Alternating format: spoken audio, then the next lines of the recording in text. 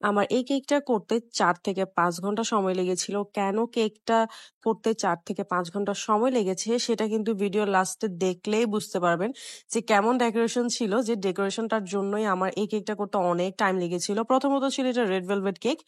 Red velvet কেকের ক্ষেত্রে সময়টা একটু বেশি লেগে যায়। তারপর হচ্ছে এখানের মধ্যে আমি চিজ ক্রিম ইউজ করেছিলাম। চিজ ক্রিম দিয়ে হচ্ছে ফুল কেকটাকে আমি ফ্রস্টিং করেছি। এটা ১ পাউন্ডের কেক হলো।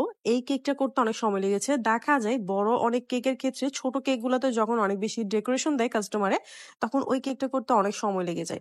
এটাও ছিল সেরকম একটা কেক যখন আমার কাছে এই টাইপের অনেক খুঁটিনাটি কাজের কেক আসে না, আমার নিজেরই খুব বিরক্ত লাগে কেকের কাজটা করতে।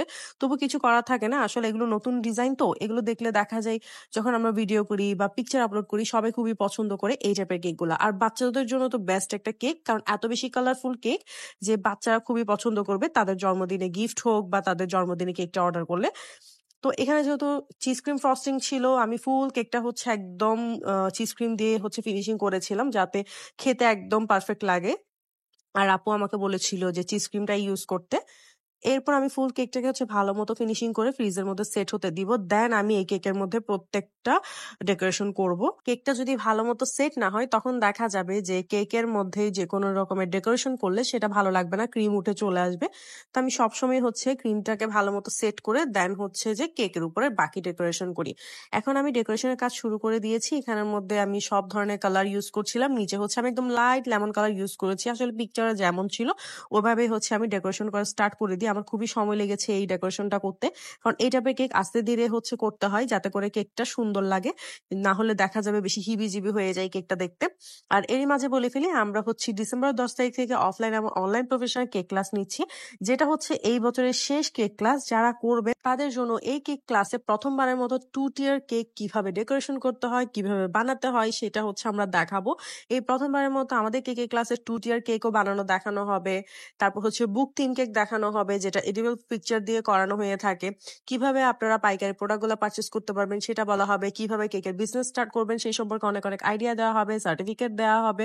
কিভাবে কেকটা ডেলিভার করবেন সেই সম্পর্কেও কিন্তু অনেক অনেক আইডিয়া পাবে। সো যারা হচ্ছে কেকের বিজনেস করতে চাচ্ছেন, আমি বলবো তাদের জন্য এই কেকের ক্লাসটা একদম বেস্ট।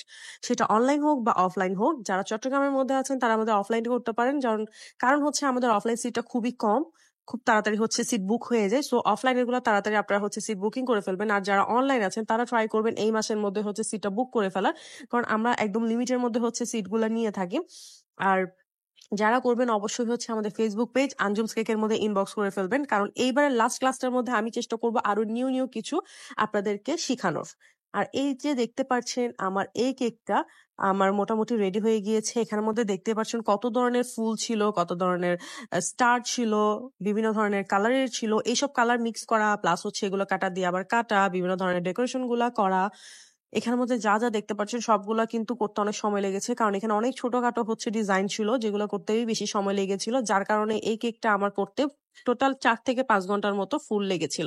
আর আপনারা অবশ্যই জানাবেন যে আপনাদের কাছে এই কেকটা দেখতে কেমন লেগেছে।